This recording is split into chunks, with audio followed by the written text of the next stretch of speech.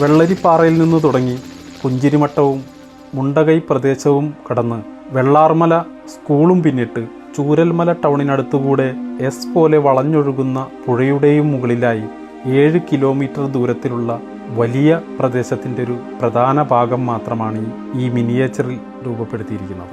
ആകാശ ദൃശ്യങ്ങൾ കൂടെയല്ലാതെ ഈ പ്രദേശങ്ങളെല്ലാനും നേരിട്ട് മനസ്സിലാക്കാൻ സാധിക്കില്ല എന്ന് എല്ലാവർക്കും അറിയാം. അത്രമാത്രം വ്യാപ്തിയുണ്ട് ഈ ദുരന്തത്തിന്. 16 അടി നീളത്തിൽ 4 അടി വീതിയിൽ തീർത്തിരിക്കുന്ന ഈ ഉരുൾപൊട്ടൽ രേഖാശില്പം ഒറ്റ നോട്ടത്തിൽ കണ്ട് മനസ്സിലാക്കാൻ കൂടി വേണ്ടിയിട്ടാണ് ഈ ചിത്രം മിനിയേച്ചറായിട്ട് രൂപപ്പെടുത്തിയിരിക്കുന്നത്.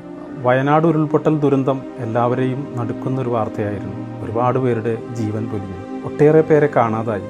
അനാഥരായവരെയും രക്ഷപ്പെട്ടവരെയും പുനരധിവസിപ്പിക്കുന്നതിന് മലയാളികൾ ഒന്നിച്ചു നിന്ന് സഹായങ്ങൾ ചെയ്തു തുടങ്ങി. നേരിട്ടും മുഖ്യമന്ത്രിയുടെ ദുരിതാശ്വാസ നിധിയിലുമൊക്കെയായി ആവുന്നത് ചെയ്യുകയാണ്. മാർഗമേതായാലും ദുരിതമനുഭവിക്കുന്നവർക്ക് സഹായമെത്തിക്കുകയാണ് ലക്ഷ്യം.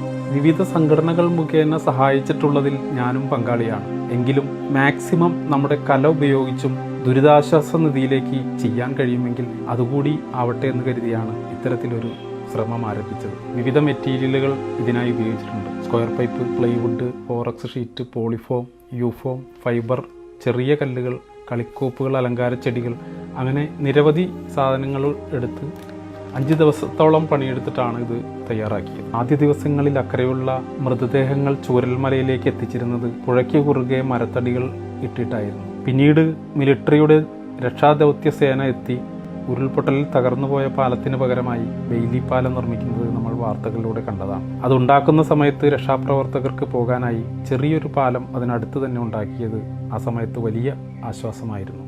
ഉരുൾപൊട്ടലിൻ്റെ ഭീകരത സാധാരണ ജനങ്ങൾക്ക് പോലും ഒറ്റ നോട്ടത്തിൽ മനസ്സിലാക്കാൻ കൂടി വേണ്ടിയാണ് ഇങ്ങനെയൊരു സൃഷ്ടി ജനിക്കാനുണ്ടായ കാരണം.